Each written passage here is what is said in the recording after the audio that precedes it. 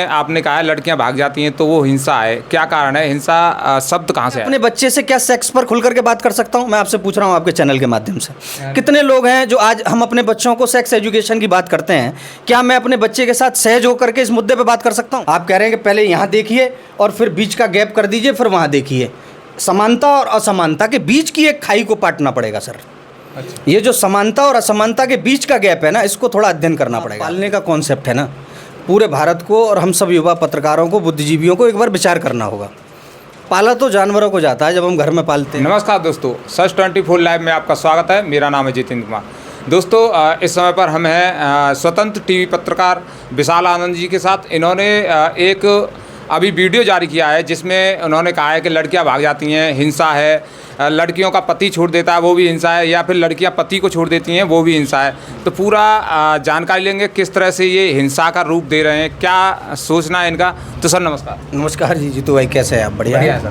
धन्यवाद। हमारे चैनल में आपका बहुत बहुत स्वागत है। आपने अपना कीमती समय हमको दिया, बहुत बहुत धन्यवाद। बताएं क्या पूछना चाह रहे हैं आप? मैं जो यथार्थ जवाब होगा वो देने का प्रयास करूंगा। सर आपने एक वीडियो जारी किया है जिसमें आपने कहा है लड़कियां भाग जाती हैं तो वो हिंसा है, क्या कारण है? हिंसा शब्द कहाँ से आया? हिंसा शब्द का इस्तेमाल तब किया मैंने वहाँ, जब कोई लड़की कहीं चली जाती है किसी के साथ और उसको कोई मार देता है या उसको घर से निकाल देता है ना, तब उस हिंसा शब्द का इस्तेमाल है। आप ध्यान से उस वीडियो को देखेंगे तो मैंने कहने का प्रयास ये किया है, अगर किसी भी लड़की से जिसे आप सामाजिक तौर पे गलती मानते हैं, अगर वो हो भी जाती है तो भारत का संविधान ये राइट नहीं देता कि आप उस बच्ची के साथ हिंसा करें, उसके साथ मारपीट करें।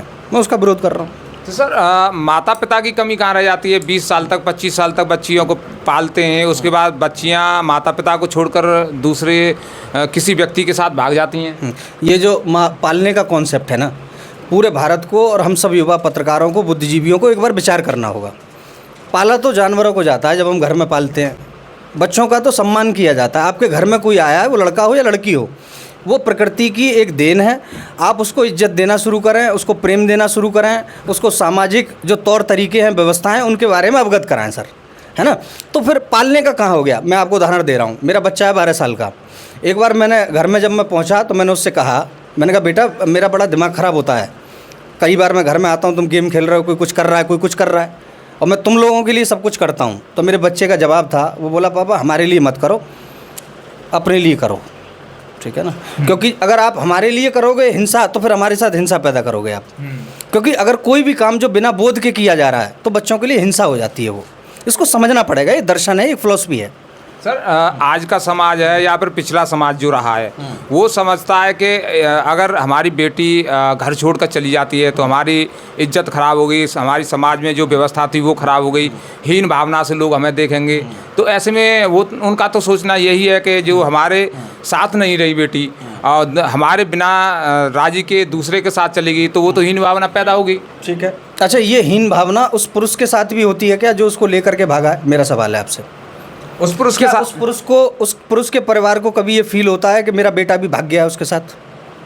पुरुष को कौन सी व्यवस्था है? ये पुरुष प्रधान व्यवस्था है, लेकिन अब व्यवस्थाएं बदल रही हैं सर। जैसे अभी कई आपने केस देखे होंगे, महिलाओं ने अपने पतियों को मार डाला, नीले ड्रम वाली घटना देख लो, बहुत सारी घटनाएं ऐसी हुई जो अभी भी सामने आ रही लगातार। तो ऐसे में व्यवस्थाएं बदल रही हैं। लेकिन जो बेटियां हैं, माता पिता उनको पालते हैं, पालन पोषण करते हैं, पढ़ाते लिखाते हैं, सब कुछ करते हैं, लेकिन एक स्तर पर जाकर अपने परिवार को छोड़कर चली जाती हैं। अपनी हमें स्मृति दुरुस्त करनी पड़ेगी। महिलाओं का जो पढ़ाने का रेशियो है भारत में, आज आंकड़े आप उठा करके देखो कि महिलाएं कितने प्रतिशत पढ़ रही हैं। आप यथार्थ पर बात करें। दूसरा, आप बच्ची को पढ़ाते हैं इसलिए कि उसकी अच्छे सही संबंध शादी हो सके। उसको आप इसलिए नहीं पढ़ाते कि वो बहुत अपने जीवन में, करियर में आगे बढ़ सके। आम हिंदुस्तानी की यही अवधारणा रह गई है। और जो बच्चियां सक्षम होती हैं, पढ़ी लिखी होती हैं, अपने बल पे अपने पैरों पर खड़ी होती हैं, वो कहाँ भागती हुई दिखती हैं? आप मुझे बताइए सर। एक बात और कही थी आपने अपने वीडियो में कि जिनको भाग भी गई, उसके बाद उनका जो बॉयफ्रेंड है वो छोड़ देता है, उसके बाद उस परिवार को अपना लेना चाहिए। आखिरकार वो परिवार क्यों अपनाए? मैंने इंसानियत की बात कही है। आपकी बच्ची है, आपके यहाँ से क्यों गई है, 9 प्रकार के कारण हो सकते हैं। लेकिन अगर उससे कोई गलती हो गई है तो आप उसकी काउंसलिंग करें, उसको समझाएं, उसके साथ बैठें। हिंसा का रूप ना लें। ऐसा ना करें कि पति ने तो निकाल ही दिया, अब माँ बाप ने भी निकाल दिया। तो ये तो सर नाजायज़ बात है। अगर आप इसे थोड़ा गहरे से समझेंगे तो समझ पाएंगे। इसके लिए बड़ा दिल चाहिए और हृदय थोड़ा विराट चाहिए, इंसान होना चाहिए इस काम के लिए। यानी इंसानियत वाली बात होनी चाहिए जो तभी ये अच्छा, ये सुधार कैसे आएगा? सुधार की ज़रूरत है इस समय पर। हमारा देश विकसित होता जा रहा है, इस समय पर डिजिटल इंडिया बनता जा रहा है, लेकिन सुधार की कहाँ ज़रूरत है? शिक्षा जी बिल्कुल। आप जब तक महिलाओं को एजुकेशन उपलब्ध नहीं कराएंगे, उनको पूर्ण रूप से आत्मनिर्भर नहीं बनाएंगे, उनके अपने पैरों पर खड़ा नहीं करेंगे, बात बनने वाली नहीं है सर। हर एक व्यक्ति हर एक परिवार ये चाहता है कि हमारे बच्चे पढ़ें, चाहे बेटियां हों चाहे बेटे हों, सभी को बराबर का दर्जा दिया जा रहा है, लेकिन शिक्षा क्यों नहीं मिल पा रही सर? ये दर्जा तो भैया, भारत में हम सब हिंदुस्तानी हैं, हिंदुस्तान में तमाम पंथ मजहब तमाम परंपराएं रहती हैं, वहीं हिस्से के भी लाले पड़े हुए हैं, किसको कितना हिस्सा मिलेगा। आप देखते हैं राजनीतिक पार्टियां आए दिन एक दूसरे के ऊपर कीचड़ उछालती हैं, तो घर में भी समानता का हिस्सा हो नहीं पाएगा अगर बोध नहीं होगा, ज्ञान नहीं होगा, और आप अपने बच्चों के प्रति खुल करके अपने विचार व्यक्त करने के लिए स्वतंत्र नहीं है, तो वहाँ भी आप बराबरी नहीं कर पाएंगे। वही करेंगे बंदर बांटने वाला, कि बंदर भूखा था, आधी रोटी खा ली, फिर आधी और ले ली, तो पता चला कि एक भूखा ही रह गया, दूसरा पूरी रोटी खा गया। तो ये नहीं, वो शिक्षा के साथ आएगा। आपके हिसाब से तो ये लग रहा है जो समानता को जो इस समय पर बताया जाता है कि हम बेटियों के साथ समानता का व्यवहार करते हैं, बेटों के साथ समानता का व्यवहार करते हैं, तो ये कहीं धोखा हो रहा है क्या? समानता और असमानता के फेर में मत पड़िए ना आप छोर से ओर की बात कर रहे हैं। आप कह रहे हैं कि पहले यहाँ देखिए और फिर बीच का गैप कर दीजिए, फिर वहाँ देखिए। समानता और असमानता के बीच की एक खाई को पाटना पड़ेगा सर। अच्छा। ये जो समानता और असमानता के बीच का गैप है ना, इसको थोड़ा अध्ययन करना पड़ेगा आपको। नहीं, जो समाज में जो स्थिति बनी हुई है उसको हम बता रहे हैं, आपको दिखा रहे हैं, आप अपने हिसाब से उसे कैसे एस्टेब्लिश देखते हैं? समाज में किस तरीके की स्थिति है मुझे पता। ये मतलब जो है हर एक परिवार यही कहता है कि हमारी बेटी है या बेटा है, हम बराबर का दर्जा दे रहे हैं, बराबर शिक्षा दे रहे हैं, सब कुछ कर रहे हैं। कैसे दे देंगे आप बराबर का दर्जा, जब एक बच्ची को ये पता है कि कुछ समय के बाद मुझे अपना घर छोड़ करके पति के घर जाना है, उसको ये बात पता है कि मैं यहाँ परमानेंट रहने वाली नहीं हूँ, इन्हीं कारणों से उसके साथ हिंसा भी पैदा होती है मेरे दोस्त, क्योंकि फिर उसी हिसाब से उसको शिक्षा व्यवस्था मिलती है, जानते हैं कि भाई जाना है उसको, कोई आएगा उसको ब्याह के ले जाएगा, तो वो उस समय तक स्वतंत्र नहीं रह पाती। अगर उसे पूरी स्वतंत्रता दी जाए और ये बताया जाए कि बेटा तेरा अधिकार है, जितने पुरुष हैं इसी तरीके से तू अपनी शिक्षा कंप्लीट कर, अपनी योग्यता बढ़ा, और जब तक तू ना चाहे तो तेरे जीवन में तेरे बिना अनुमति के कोई प्रवेश नहीं कर सकता, और हम जबरदस्ती नहीं करेंगे, तो मुझे लगता है सुधार आएगा धीरे धीरे। सर क्या इनको इतनी स्वतंत्रता दे दी जाए तो क्या और विकृति पैदा नहीं होगी समाज में? किस तरीके की विकृति? जैसे स्वतंत्रता दे दी, अब बहुत सारे आप उदाहरण देख सकते हो, इस समय पर पुरुष समाज है उसके साथ भी हिंसा हो रही है, महिलाएं हिंसा कर रही हैं, बॉयफ्रेंड के चक्कर में पति की हत्या कर दी जा रही है, या पिता की हत्या कर दी जा रही है, या फिर अपने बच्चों तक की हत्या कर रहे हैं बॉयफ्रेंड के चक्कर में। अभी कुछ समय का मामला है, एक महिला ने अपने बेटी को मार दिया और फ़ोन कर दिया पुलिस स्टेशन में कि हमारे पति ने मारा है। तो ऐसे में विकृति पैदा होगी नहीं होगी? इस तरीके की जो घटनाएं हैं ना, इन घटनाओं 2-4 छुटपुट घटनाओं को आप सुन करके पूरे देश के महिलाओं का आकलन नहीं कर सकते। मेरी बात को समझो जितेंद्र भाई, आप 1-2 घटना ये हमेशा से होती रहती हैं। आकलन हम नहीं कर रहे हैं, आकलन समाज कर रहा है कि भाई इस समय पर धीरे धीरे महिलाएं जो हिंसक होती जा रही हैं। समाज माने क्या?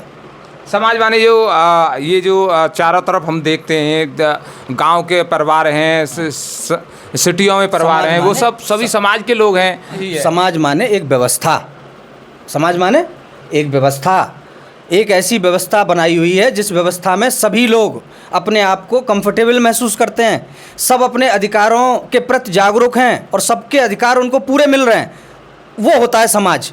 लेकिन जब समाज में विघटन होता है, जब समाज में एक व्यक्ति को दबाया ही चला जाता है, तो फिर आंदोलन का रूप लेता है वो।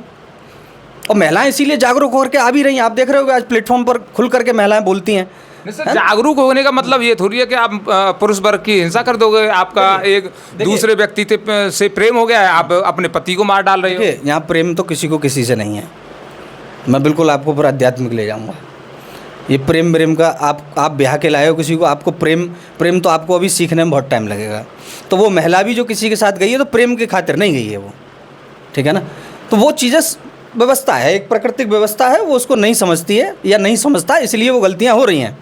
उनके और भी तरीके हो सकते हैं, लेकिन हम लोग उन ऑप्शनों को खोलें तब ना। हमने अपनी बुद्धि थोड़ी सीमित कर ली है। मुझे ऐसा लगता है हमें थोड़ा और विचार करना चाहिए, अपने बच्चों को नया मार्गदर्शन, नई फिलॉसफी, नया दर्शन, नई आइडियोलॉजी देंगे तो हमारे बच्चे भी आगे जाएंगे। क्यों हमारी बच्ची को कोई मार देगा, कोई लड़का क्यों हमारी लड़की को मार देगा? नहीं मार सकता जी। अगर उसको थोड़ा सा अध्ययन कराया जाए, बोध कराया जाए, अच्छी शिक्षा दी जाए, अपने उच्च गुरुओं को पढ़ाया जाए, इस देश की फिलॉसफी का, दर्शन का अध्ययन कराया जाए तो बात बन जाएगी। यानी फिलॉसफी का मतलब जो आध्यात्म की तरफ ले जाया जाए। अध्यात्म की तरफ ले जाने का अर्थ ये नहीं है मेरे दोस्त। आप सामाजिक फिलॉसफी पढ़ा दो उसे दार्शनिक, जो हमारा इतिहास है, जो हमारी हिस्ट्री है, जो हमारी साइकोलॉजी है, जो हमारी बॉडी के पैरामीटर, समाज में किस तरीके से हमें स्टैंड करना चाहिए और संबंध बनाते समय किन किन सावधानियों का ध्यान रखना चाहिए, वो सब चीज़ें बतानी पड़ेंगी। हम इन चीज़ों पर बात नहीं करते हैं समाज में भाई। मैं अपने बच्चे से क्या सेक्स पर खुल करके बात कर सकता हूँ? मैं आपसे पूछ रहा हूँ आपके चैनल के माध्यम से, कितने लोग हैं जो आज हम अपने बच्चों को सेक्स एजुकेशन की बात करते हैं? क्या मैं अपने बच्चे के साथ सहज होकर के इस मुद्दे पे बात कर सकता हूँ? नहीं, 5% लोग भी नहीं करते तो फिर इसको बढ़ाना पड़ेगा ना। इसीलिए हिंसा बढ़ती है। जब एक 14 साल की बच्ची का रेप होता है, एक 80 साल की महिला का रेप होता है, तो वो पुरुष कौन है जिसको दिखा नहीं कि मैं ये क्या कर रहा हूँ? कहीं ना कहीं हमारे समाज में उस शिक्षा को पहुँचाया नहीं जा रहा ना। हम बता नहीं पा रहे हैं, अपने बच्चे के साथ शेयर नहीं कर पा रहे हैं कि भैया एक समय के बाद बॉडी में चेंज होंगे, तमाम तरीके के हार्मोन एक्टिविटीज़ बॉडी में चेंज होती हैं और आपको अपनी इन आदतों में बदलाव दिखाई देगा। इसको प्रेम मत समझ लेना। ये कौन बताएगा? जी सब परिवार के लोग बताएंगे, जो समाज की व्यवस्था है वो बताएगी। हाँ, तो वो बताना शुरू करें। मैं भी शुरू करूँ, आप भी शुरू करो, मेरे कैमरामैन बैठे हैं रवि भाई, वो भी शुरू करें। हम सब मिलकर शुरू करेंगे तो कभी कोई परिवर्तन आ जाएगा। हाँ, इसके लिए एक आंदोलन की ज़रूरत है। जो लोगों को एक दूसरे को जागरूक करने की ज़रूरत है, तभी ऐसा सामने आएगा। लेकिन जो व्यवस्था चली आ रही है उसको भी तोड़ना बहुत मुश्किल है। व्यवस्था तोड़ने की बात नहीं है। आप अभी कुछ समय पहले तक आप कच्चे मकानों में रहते थे, आप शहरों में आए हैं और आप वेंटिलेटर, एसी, फ्रिज सब की सुविधाओं को कंज्यूम करना सीख चुके हैं। आप लैपटॉप चलाते हैं। आज ग्रामीण क्षेत्र के पास मोबाइल है, लैपटॉप है, एआई का इस्तेमाल करता है ना, दुनिया की खबरों पर नज़र रखता है। तो आपने कैसे उनको स्वीकार कर लिया? जबकि कई धर्म के लोग तो इनका विरोध भी करते हैं आज भी। वो कहते हैं अरे साहब ये सब चीज़ें नहीं, फिल्म मत देखिए, फलाना मत करिए, ढिमका मत करिए, करते हैं ना लोग। लेकिन आप फिर भी उसका इस्तेमाल कर रहे हैं ना। आपने उस व्यवस्था को अपनाया कि नहीं अपनाया? और जब आपने उस व्यवस्था को अपनाया है तो आपको भारत की नई सोच को भी अपनाना पड़ेगा, उसको आगे ले जाना पड़ेगा मेरे भाई जितेंद्र भाई, तब बात बनेगी, ऐसे बात नहीं बनेगी। तो दोस्तों हमारे साथ थे स्वतंत्र पत्रकार विशाल आनंद जी। इन्होंने बहुत अच्छी चर्चा की है, जिस तरह से इस समय पर व्यवस्था बनी हुई है उसको बदलने के लिए किस तरह से व्यवहार करना चाहिए जो महिलाओं के प्रति है। तो हमारा वीडियो देखने के लिए आपका बहुत बहुत धन्यवाद। नमस्कार।